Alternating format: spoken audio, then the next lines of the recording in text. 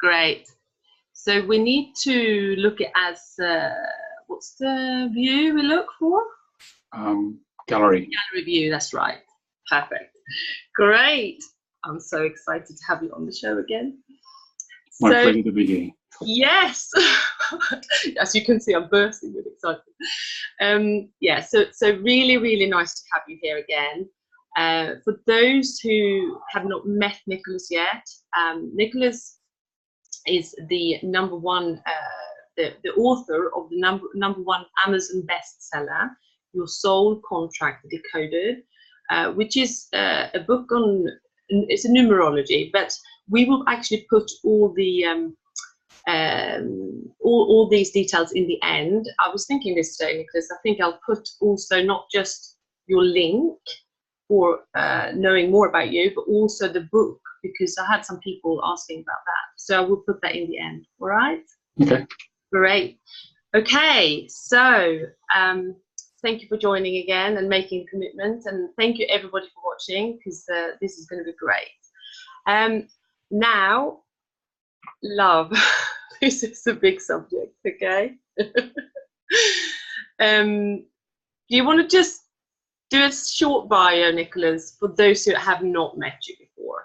Obviously, people who know you already know about you, but small bio, how you actually got here.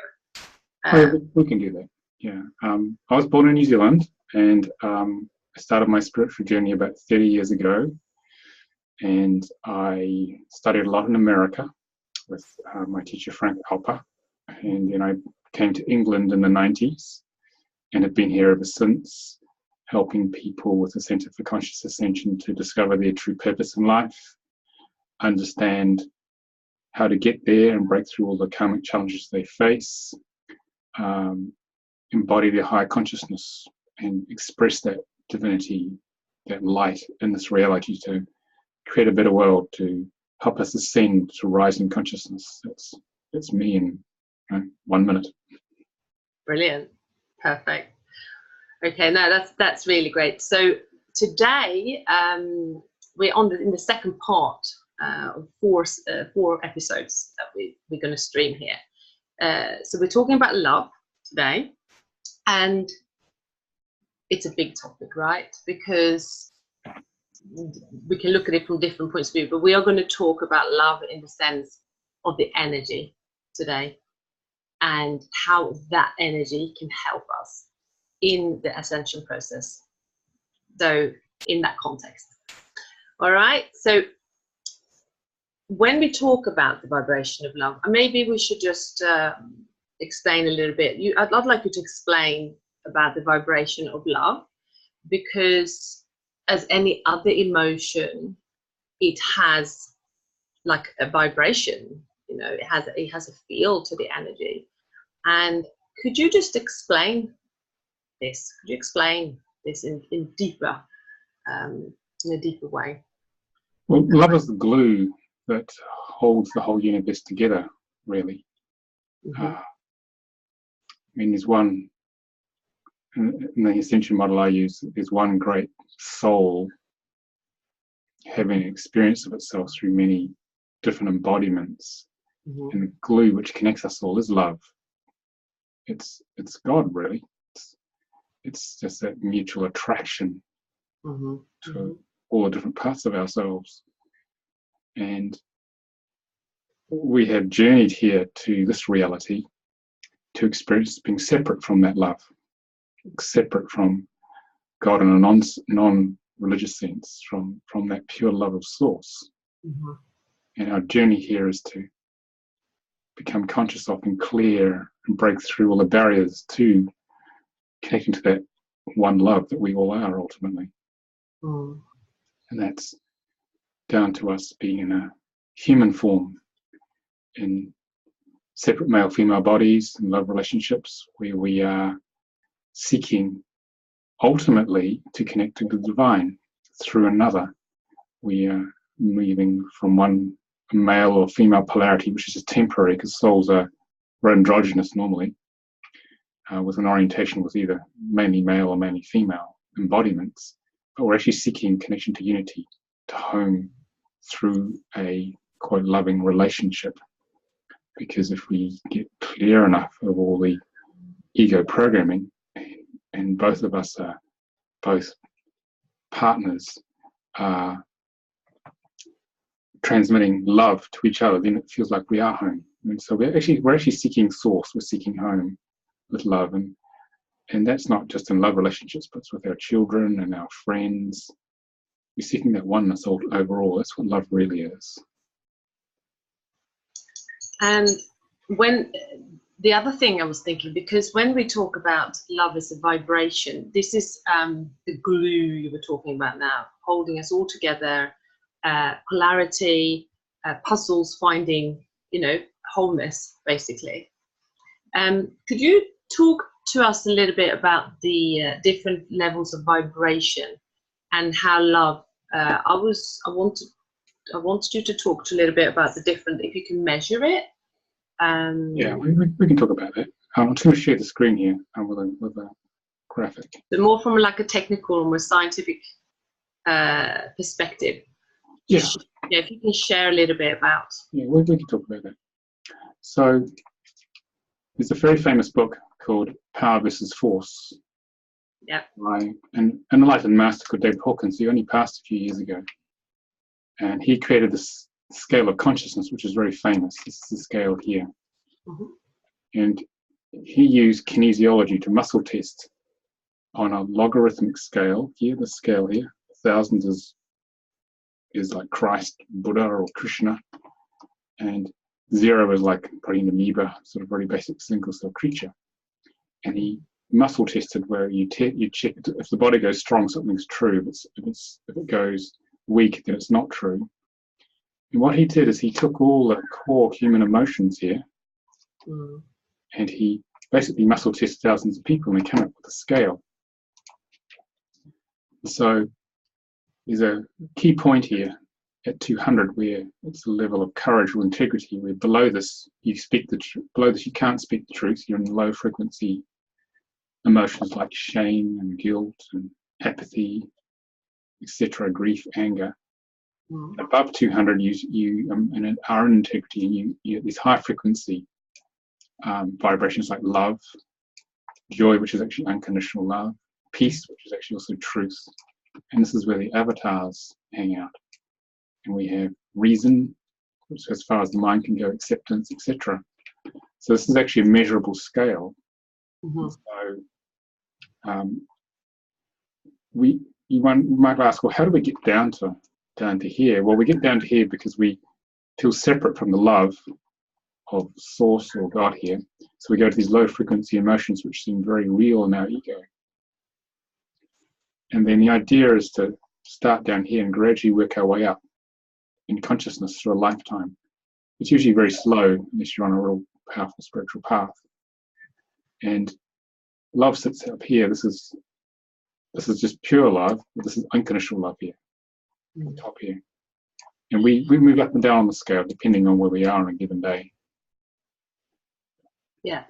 So my question here for you is, I'm sure people that are watching now can recognize all these feelings and from a mind perspective at least understand all of it. But could you just tell us what happens with those people who find it hard to go to the above 400 or 500 and feel like a lot of their life they are circling, in the low, not the low, I wouldn't like to say the low vibrations, but in a place where they don't feel connected? What is your best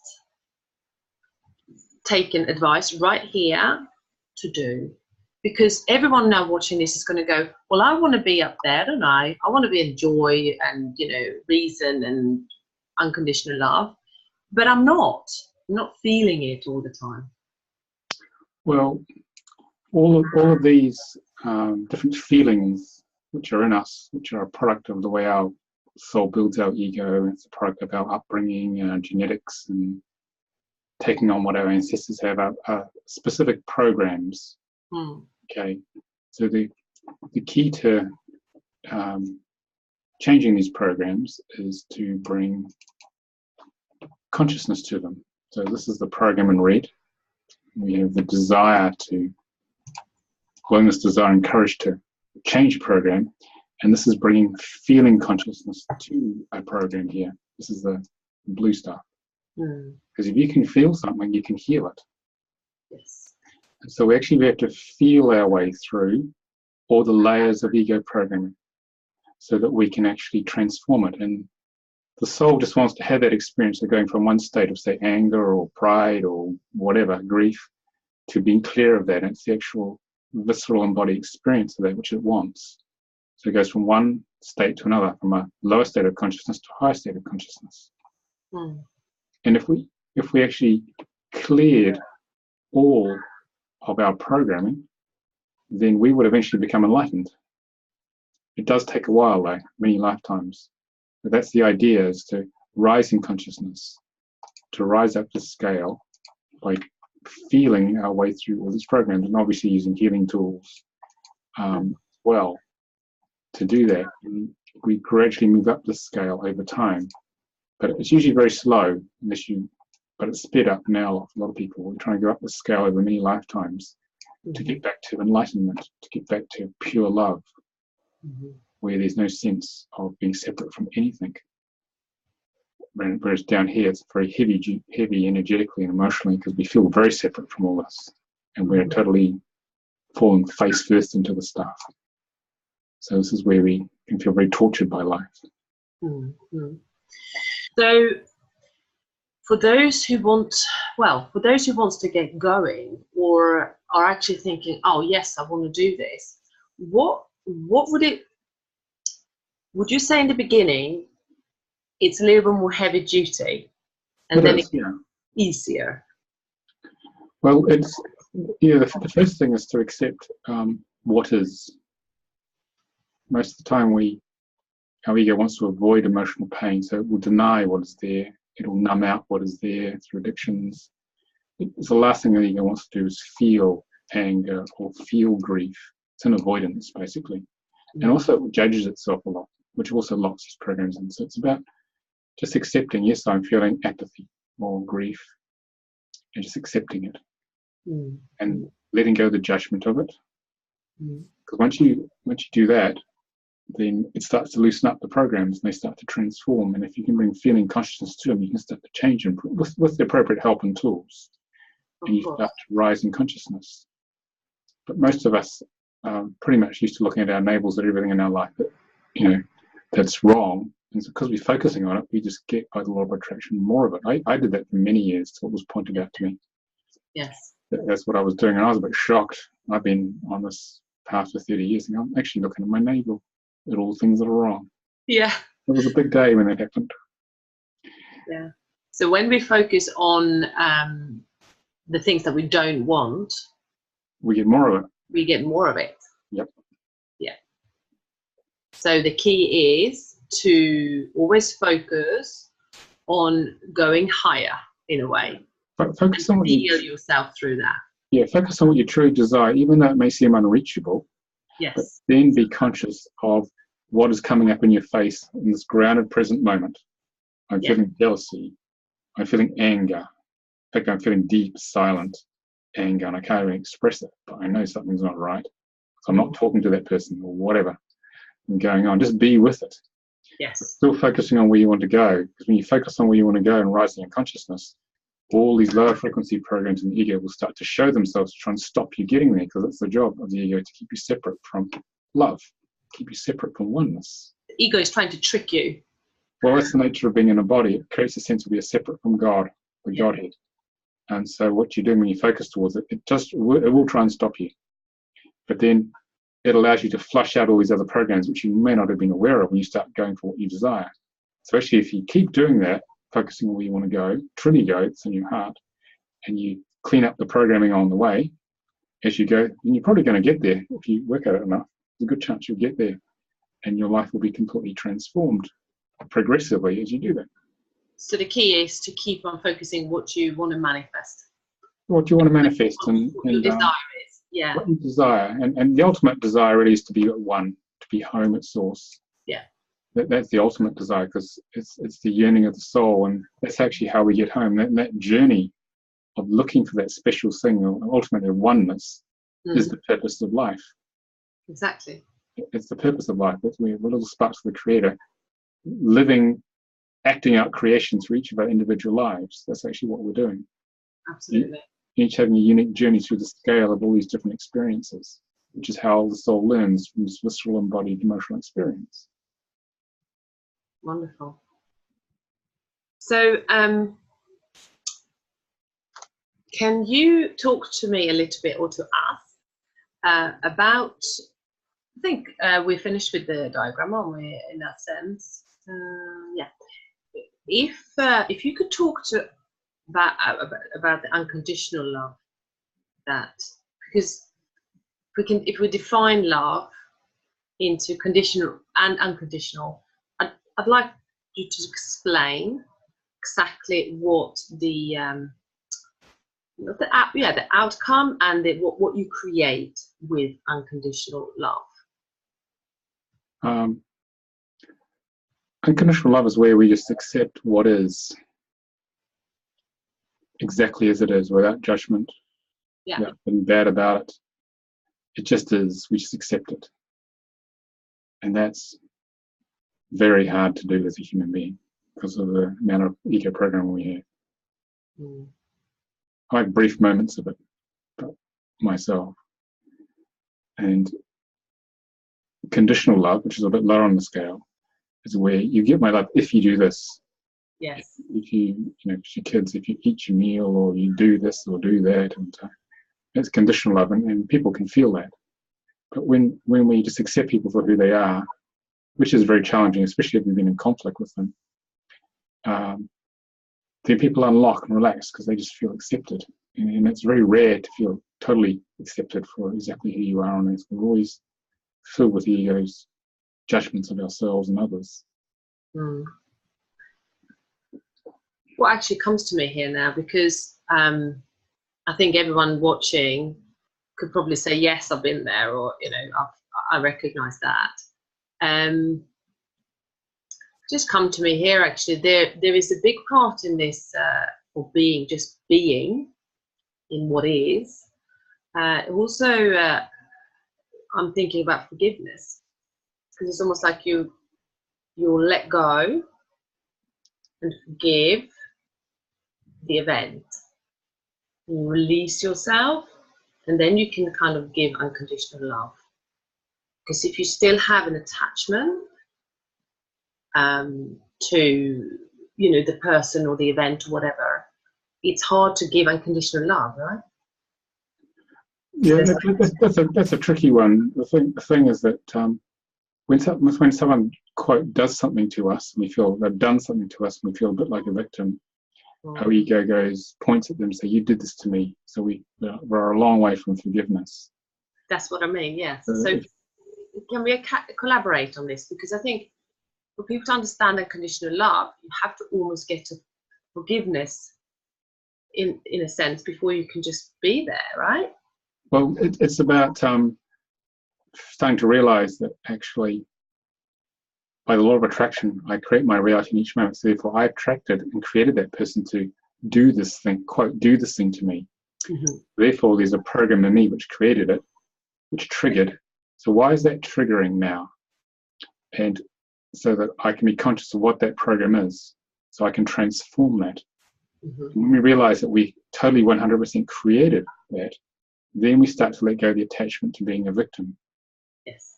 And when we can start to let that go and realize this person just rearranged around my program, which I find very hard to acknowledge initially, I may be in complete denial. It might take me weeks or months to get conscious of it. But actually, I created it 100%. Therefore, they were just rearranged around the program because that's actually the ideal thing I needed to learn at that time. And once we get to that stage, then we start to let go of the attachment to being the victim, and we start to get to the point. Okay, there's no point holding a grudge because I created it in the first place. So then I can start to forgive that they couldn't help themselves because they just rearranged around the program, and then I can start to accept it and unconditionally. That's just what I needed in the moment, no matter how painful. And that might take days, weeks, or months to work through something if it's a very strong experience. But it's about accepting everything as is. Though in life, when we first start, the karmic load is stronger. We have a lot of stuff which is like that, which is a lot of the time pretty unpleasant. Yeah. Pretty challenging. Yes. So, so the key really is to go inside, because if we're bringing then consciousness, even if we can't work it out straight away, we bring consciousness to the inside, what really is going on, to identify this program or this whatever that is inside. Right? Just wait and it'll come. It'll become aware of it. It might take a while if it's a big one, because it would have been hidden and by the ego, so we can't find it. Exactly. So could you give the viewers maybe a good way, because anyone who is on the path and want to, better their lives and clear their programs would want to kind of know a good way of being able to, to find this and to drop inside. And so have you got any good advice? Well, it's what I showed you. It's what I showed before. It's about bringing consciousness to the issue, and then using whatever healing techniques to dissolve the issue. Because when we feel an issue, maybe not very rare to get 100% feeling of it, and we use the right processes to clear it, then it's gone. We use a process called divine healing, which was developed by Almira Ariel Heller, used to work with me, run the Center for Conscious Ascension. We use that, and on the basis of ask and you shall receive. If you feel the program, you ask the higher self to clear it, and a big layer is taken out, and it's almost as if it wasn't there anymore, because that program was an illusion in the first place to create a sense of separation from all that is. And if you progressively keep doing that regularly with whatever tools you resonate with, then you're going to make some progress up the scale of consciousness. You're going to have a greater proportion of love in you, eventually unconditional love. And in some rare cases, you might get enlightened or get very conscious. Yeah, exactly. The life will flow a lot better when you're more connected to that love. Exactly. So would you advise people to meditate and be still and drop inside? Because when it's too noisy, we can't always feel and connect. Yeah, meditation is really good because it opens the higher consciousness channel. And when you open that up, that gives us a lot more perspective on what's really going on. We step out of the games of the ego, because it will play all sorts of games to prevent you from feeling or becoming conscious of anything. But the higher self built our ego the way it was, so it knows how to take it apart. But that guidance will take you to the next right step. And life is very challenging in a body. It's the nature of it. So we can have these intense emotional experiences, but in each moment, if we're grounded and present in our body, and we open our channel and we get clear enough to feel what's right in our hearts, or we listen to spirit, or however it comes to you through your intuition or your channel, there's one right next action in any situation, no matter how challenging it is. And if you find that next right moment, each time, each step through your life is going to open and flow, because there's a plan that's to be unfolded if we will just get out of our own way, or getting back to source, which is the point of this life, getting back to that love. Absolutely. So meditation will really open up to listening to what's coming from the inside, connecting to the soul, really. Yeah, connecting to the soul and the higher self. Here, and follow the signature and follow what your path is, right? So the wisdom is inside. Yeah, it's called following the spiritual signature. In each moment, there's one right action which will open our heart the most, and we keep taking that action, saying that thing, or doing this.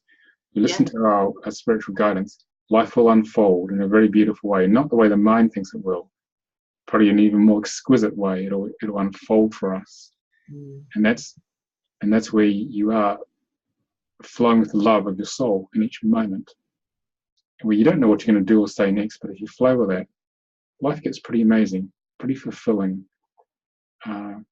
We live for the moment. We flow with that guidance.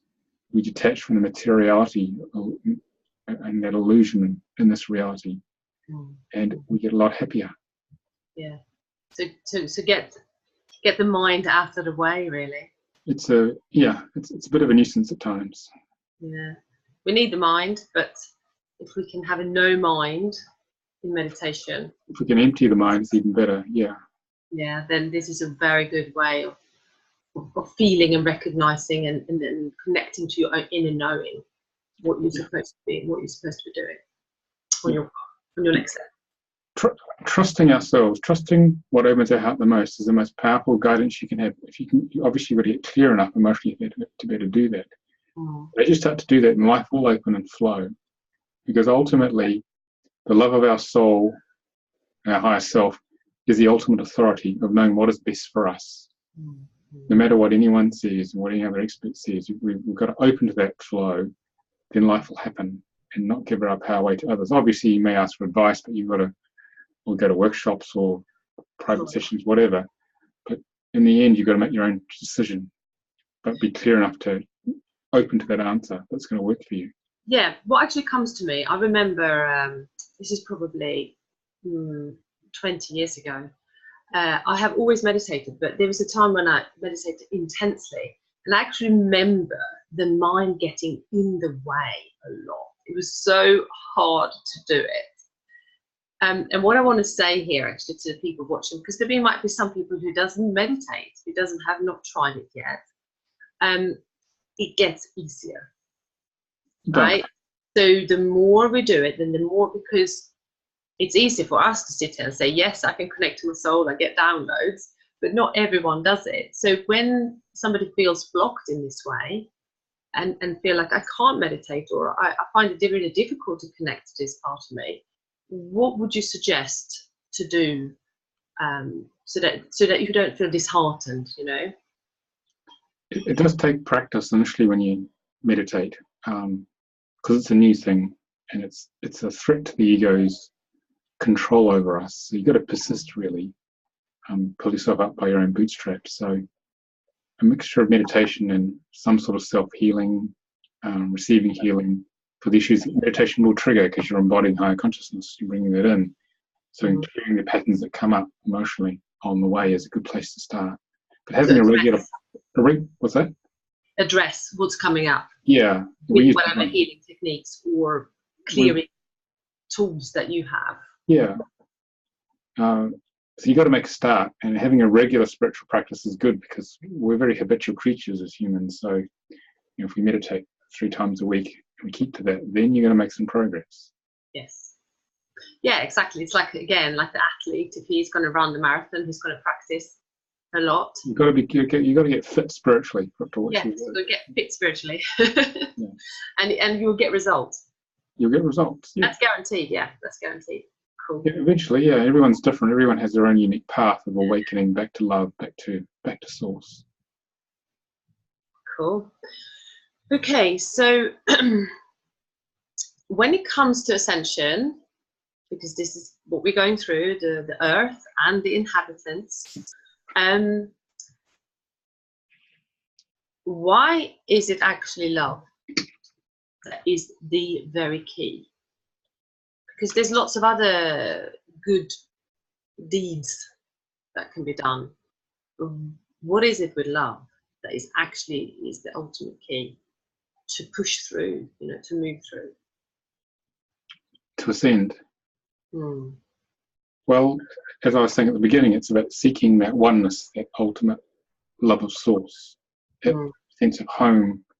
Here we all feel something's not quite right about this place. The splinter in your mind they talk about in the movie The Matrix.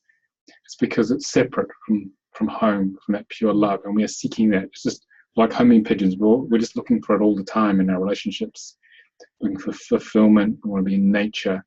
We want to connect to that. So it's actually what we're made of, really. Just that some parts of us forgot that we are love.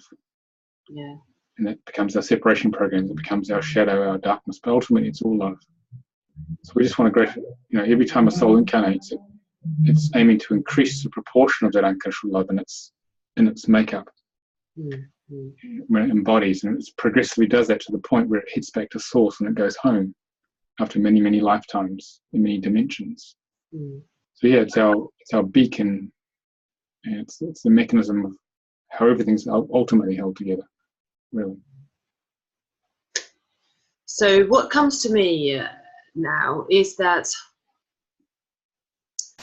on a rational level and on a mind level, we're talking here, we're transmitting energy and we're talking about love. What is so important is the recognition and the self-love that we can apply for ourselves, and the recognition of our own worth. Because when we talk about the polarity and that we're looking for completion in another person, or we're looking for love, and we're looking for completion in some sort of shape or form, why is self-love so important in this process of ascension? It's been one of my projects for the past year or so. Mine too. Work on self-love. It's funny how we're talking about this. Yeah. That's why I left 20 minutes for this topic. It's about putting ourselves first in a nice way as light workers and therapists. It's very easy to spend a lot of time working really hard, all hours of the day trying to help other people. But ultimately it comes back to us, because if we are loving ourselves, looking after ourselves, not working so hard, having more breaks, okay, and the more we love ourselves, okay, the more life improves, because the universe says, you feel worthy to love yourself. We're going to give you some more. And that more may not just be money, it could just be opportunities, meet the right people, all sorts of good things can turn up in life, because you become attractive to love, because you're loving yourself, as you increase the amount of unconditional love in you, more turns up. It's a positive feedback loop, really. I've noticed when I was, this business at times was pretty marginal when I first started. But after a while I learned that if I actually took more time off and looked after myself, the business actually improved. More people came for workshops, which means I didn't have to do so many sessions. So I could actually have that little extra time to look after me. So that's a paradox I've noticed. It's happening this week, actually. I've not worked that many sessions because I had a lot of other commitments, which aren't quite as demanding as sessions, but still require my attention. And then someone will just pay a deposit on a workshop or pay for a workshop, and I look at the cash flow. Actually, it seems to be working, even though I'm working a lot less on an individual session than I used to. And I used to sort of panic about that, but now I realize just got to relax. I'm not meant to do it. It'll work out. So it's about trusting in the flow of love, which is tricky here, because often we as humans, our first default position is fear of lack, of money, of love, of the good things we need, because the ego thinks that it's going to be taken away from us. But if we go back to the position that we're creating everything around us and move to loving ourselves, therefore if we love ourselves, more will come. You have a completely different sort of life. It's just a matter of not if it's going to come, just when is it going to come, how's it going to come. It's more of a game then. What's going to happen now? Because ultimately it's a plan. Because if we are a spark of the Creator, which is what we are, then obviously we're going to feed ourselves and pay the bills, and it's just a matter of allowing it in. That's like, it's just normal. It's normal. Like prosperity and abundance. It's like it's normal. We're children of God, and God created us in this way. But we are God. We are sparks of the divine. Therefore, obviously, we're going to look after ourselves. If we can remember how to do it. Exactly. Yeah.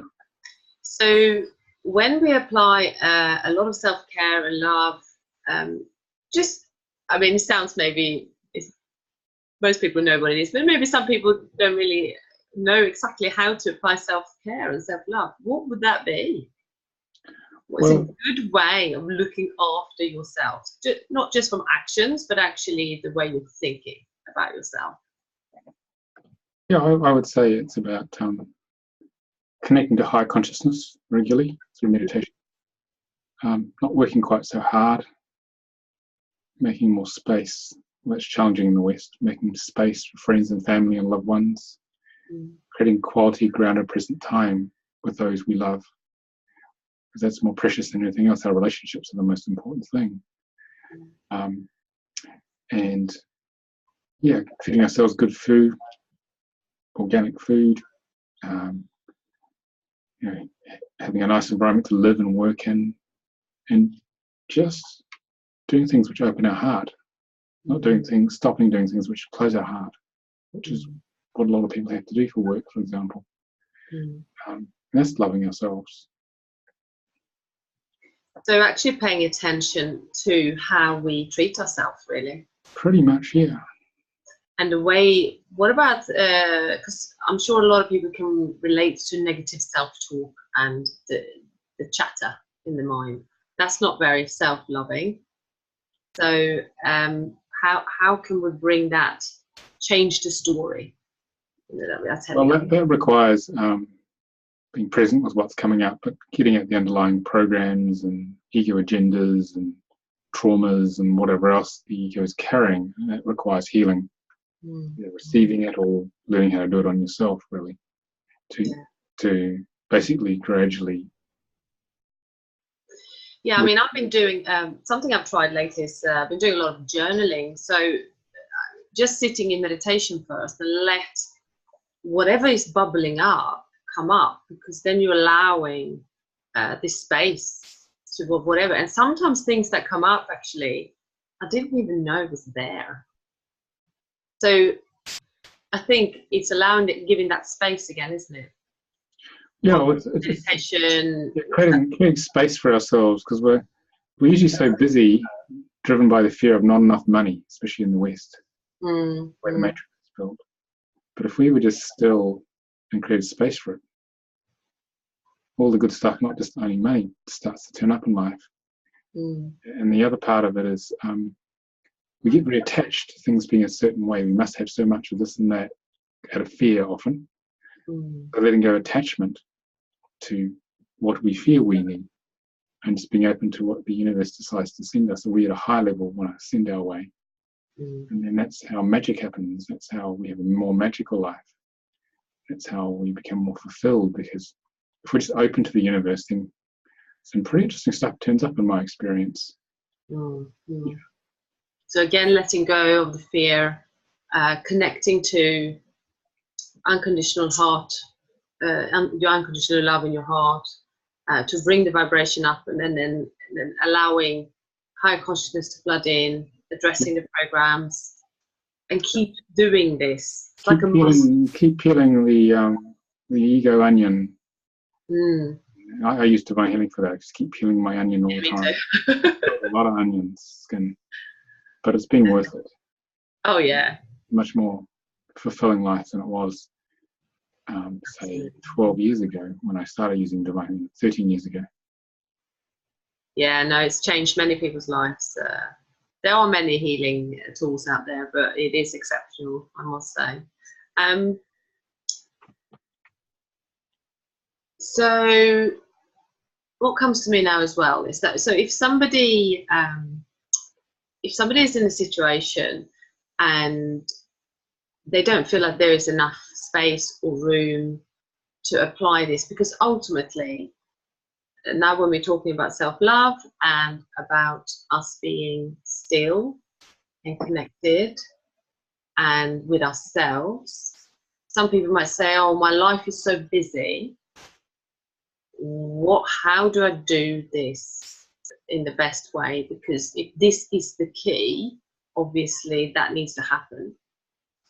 So any advice? I know everyone has to run their own practical schedule, but what would you say? Yeah, it's a challenging one, because Western lives are very busy. It's about trying to carve out a bit of time for yourself somehow, and changing priorities. There's a limitation if you've got a job. Finding a way to squeeze some time and say, to start with meditation, for example.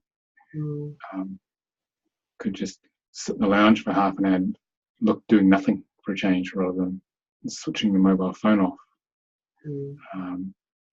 Just creating a bit of space. So consciously do it. Yeah, create a bit of space, and then because through meditation, the answers come to some of the deepest issues we have. And it's coming from a high level of consciousness, so it's very important to open to that, because that guidance will provide the solution. If you're just open to it enough, it'll be there. And it's not a solution that you would find in this reality, but it will actually work. That's what I've discovered. Yeah. Because the mind can't work out the answer for you. Well, it's not conscious enough, basically, to work that out.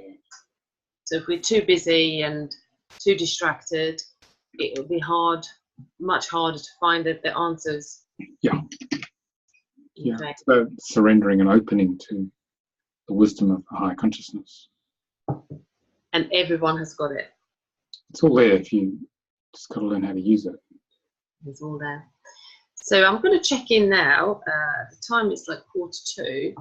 I was going to see if there was any questions that we can check in on.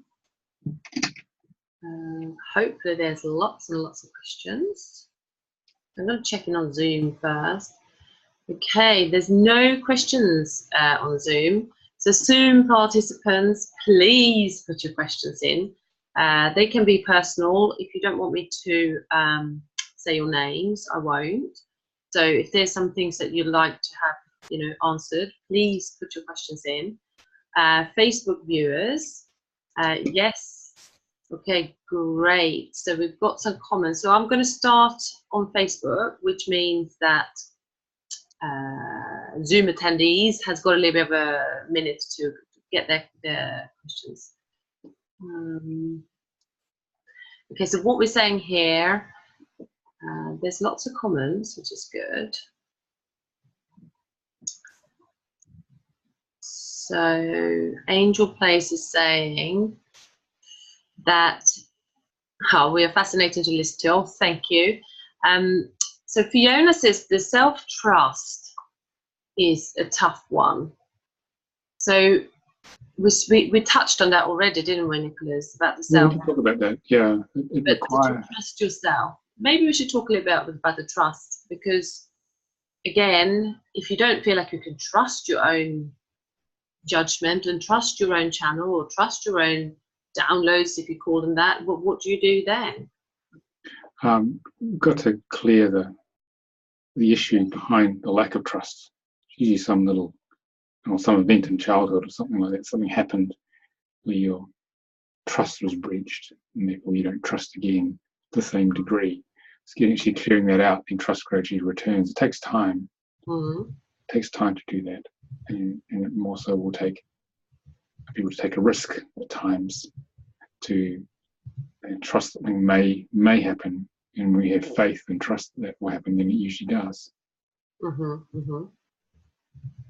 So yeah, it depends on what was the cause of the lack of trust. Yes.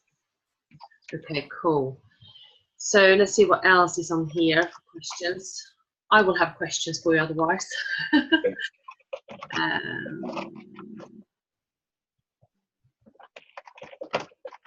Yeah, there wasn't any more right there.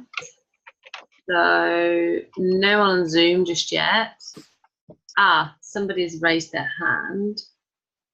Okay, yes, you've just you've done that. Okay, there wasn't any. There was one who raised their hand. Oh, should we allow him to talk? Maybe. I think it might be quicker. Yeah. Okay. Promote them to be a tip. Yeah, we're promoting how. So Nicholas, you don't have to put your video on if you don't want to. Did you have a question? Yeah, you have to promote them so they can speak. Panelists. Okay. Yeah.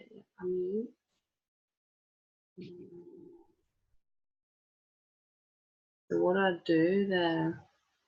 Okay, while you do that, I've got Julian here. Julian said, yeah, go on, say. What about dreams expressing emotions like anger or jealousy? Or during the actual, in dreams, you're processing what's been repressed usually. It's trying to process its way out of the system, out of the subconscious in dreams. So you just pay attention to what's going on, because it's telling you what the ego and soul are trying to deal with at a deeper level within you. And it can be very revealing of how you really feel about a situation. Okay, whereas the ego, we try and be nice, and we repress ourselves. Actually, we suppress ourselves because it's not the right thing to do to express anger, especially. So it's just trying to bring out the truth of what's in us. We're trying to resolve a lot of the programming in the ego through our dreams. Mm-hmm. That's what's going on there. Mm-hmm. I don't think with Nicholas, I think we'll just.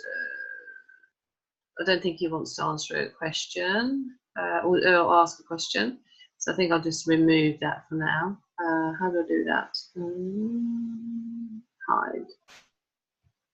I think, yeah, that's fine. Okay, there was another question. There's more questions coming in now, which is good.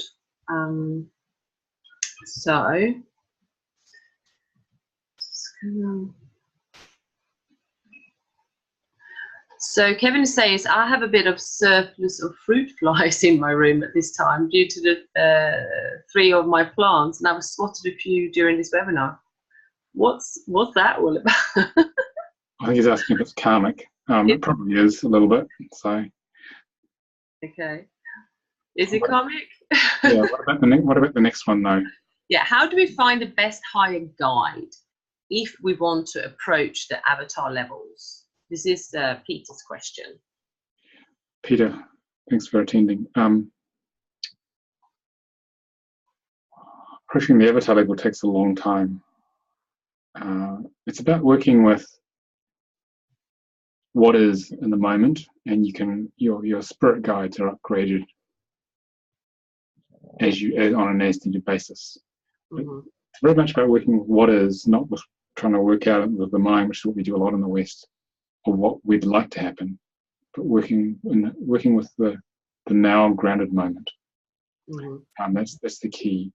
And then meditating and opening to whatever tools come to you. Mm-hmm. So an understanding the different levels of consciousness that we face. If you look at some of the David Hawkins' other books, After Power versus Force, some of them talk about the journey through different levels of consciousness on that scale and what you experience. So you might want to do a bit of research on those. I can't remember them off the top of my head. But yeah, flowing with the levels of consciousness and seeing, okay, this is what I'm dealing with here. It'll give you structure. And if you seek higher consciousness, then the universe will start to provide you, because of that intention, with the right teachers and books. This webinar, for example, that's going to be the answer to the next step. I found that in very difficult situations. I just was open to it, to any possibility, then it would come. And the most unexpected, amazing things would happen to resolve issues which seem insoluble. So it's about letting go the attachment to how it should be, because if we're trying to raise consciousness, move to a higher level, our limited lower consciousness is going to have no idea what that's about. But if we were just open to what is and what comes to us, then we're probably going to get there. Then once we get there, we realize, actually, I'm here now. But it wasn't the way I thought it would be. Well, that's been my experience anyway. Yeah. And it's actually about, if you put it out there, if you actually seek, if you can ask, you can ask the universe. Ask and you shall receive. If you ask for what you truly desire without, it's truly in your heart, which will be driven by the soul, and you deal with the issues which come up along the way, you're probably going to get there. Exactly. You're probably going to get there, and it'll be amazing when you do. It's like, this is actually happening, and when it actually happens, part of you may not believe it, but it is happening. Yeah. So basically, even if it sounds, you may think, oh, it sounds like a silly question or something absurd that you want to ask, you can always ask the universe, and then wait for the signs and things. It's almost like you want to make a note and be aware of things popping up, right? Yeah. The thing is, it has to be something which is in your heart. It's not, I want to have all that money or one thing like that. It's what's in your heart. It's about growth.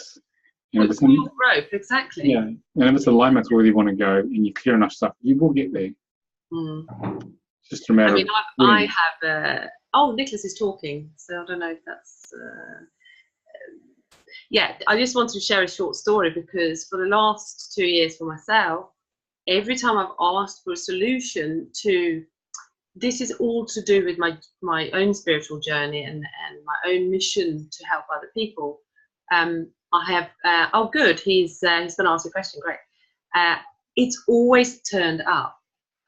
So, like, I'm a walking example. I've asked the universe for a certain person or a certain solution or a certain step because I didn't know, I couldn't work it out. And actually every time I was provided like the next day.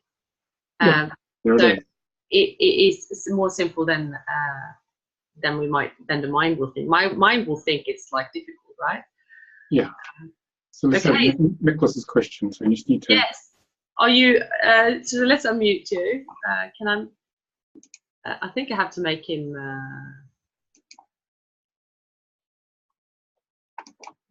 Unmute. Why is that not working? You have to go to participants. I've done it. Panelists.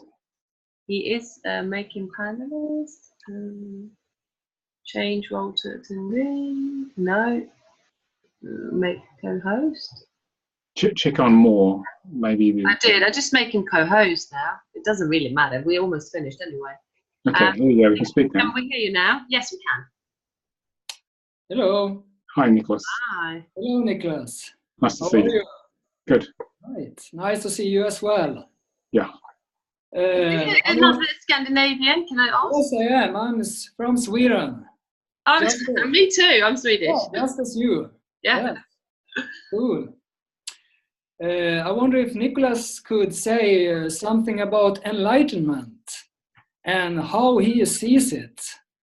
How is he a person who is living in that state permanently?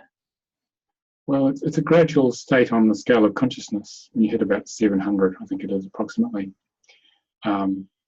where enough of the ego is dissolved that we are no longer driven by its endless desires, where there's a much greater connection because the ego is dissolved to higher consciousness.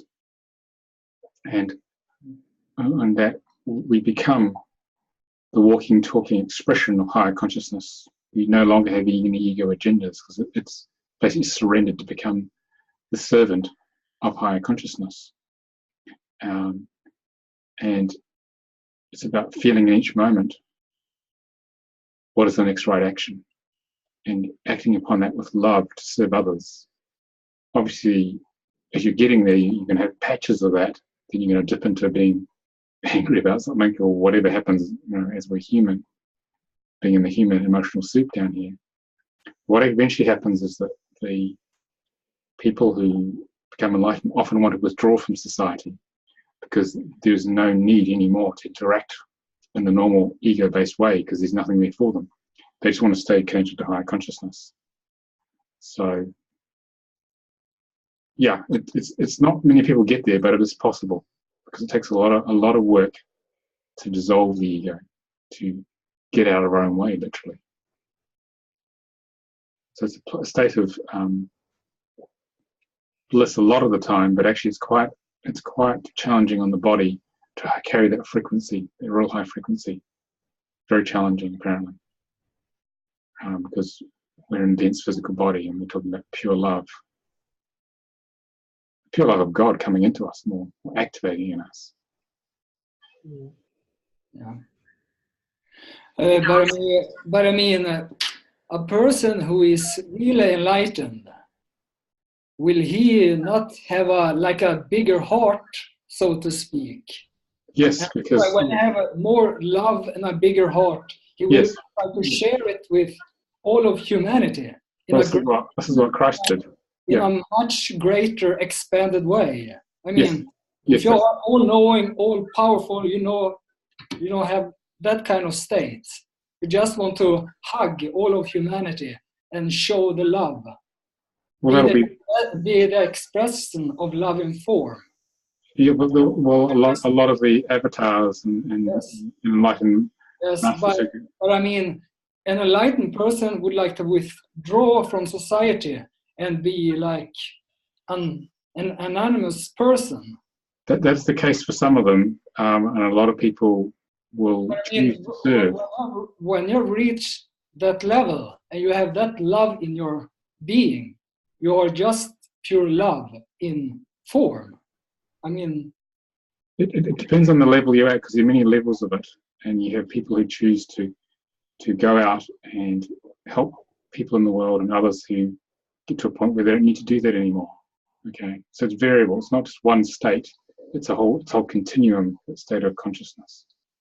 So when you have reached a much higher level of enlightenment, so to say, then you maybe can start feeling like this is over.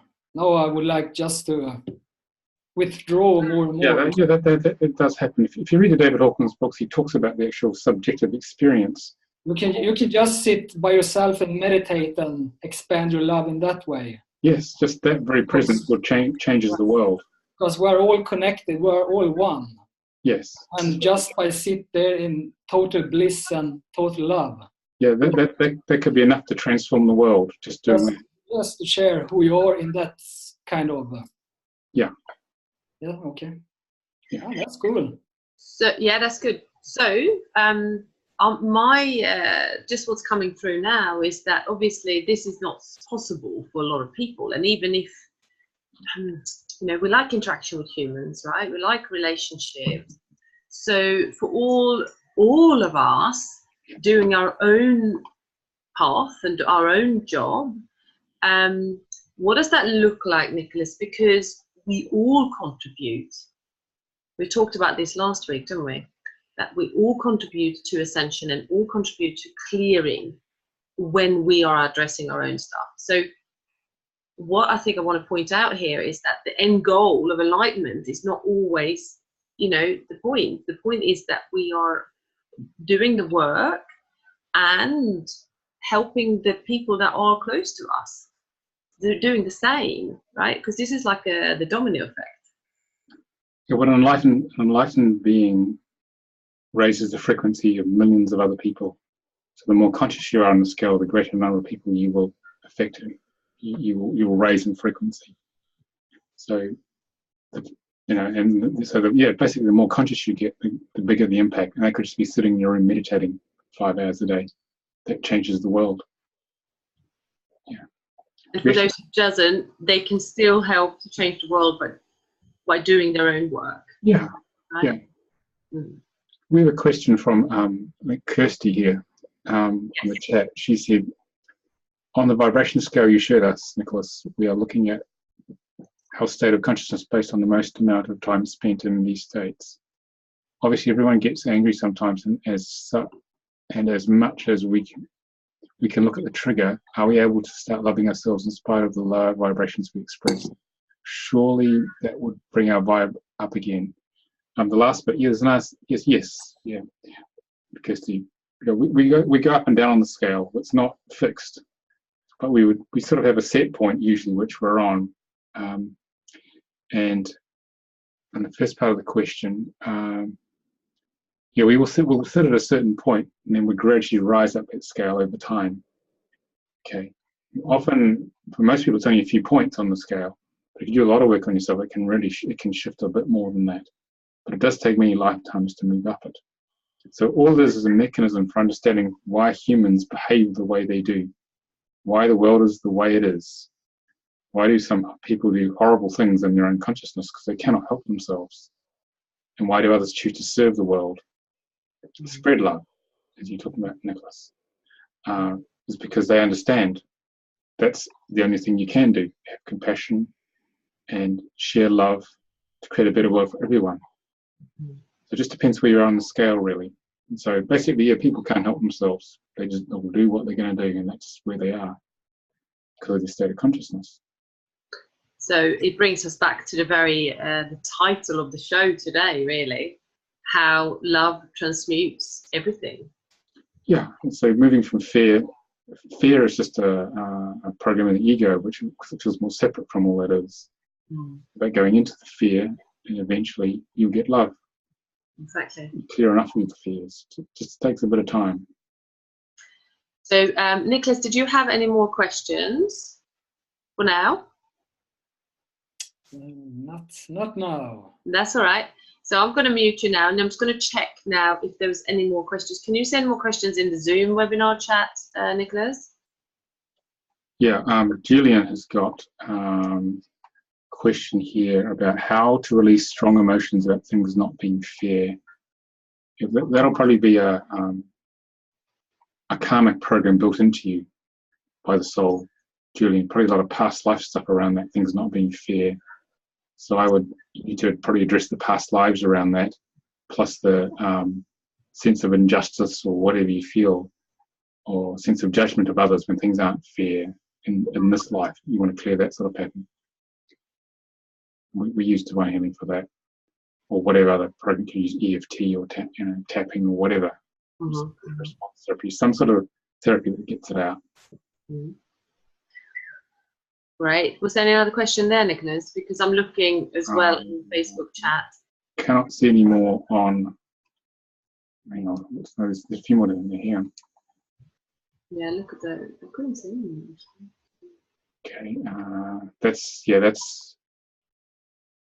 there aren't any more questions on. There's a problem with the Zoom chat actually, which is why there aren't Zoom quick Q&A according to Angela, which is why there aren't so many questions. Yeah, there's a comment from Anne. She's in Sweden. She's Angel. Her name is. His name is Anne, but anyway, she's it's fun to have 3 Swedish people on the show. So obviously there's some sort of Swedish attraction going on there. So that's just lovely to bring more Scandinavia into the show.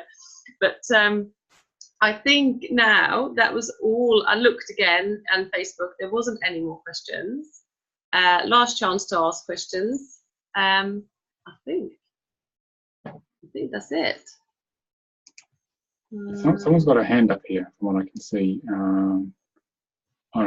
Peter's already asked this question, I think. Yeah. So I think we're okay on the questions, Jenny. Yes, we're all good. I think that's it. I looked through again. Yes. Okay, so I'm going to post now for those who would like to know more about Nicholas, I will post the 2 links. One about the toolkit, how to clear awakeningtoolkit.com. Yeah, I'll do that in the comments, and also the book because your soul contract decoded. Yeah, exactly. So your soul contract decoded. So you can understand the programming, creating this life experience. Yeah. That's right. So I'm going to copy that in, and I will do that in the Facebook Live as well.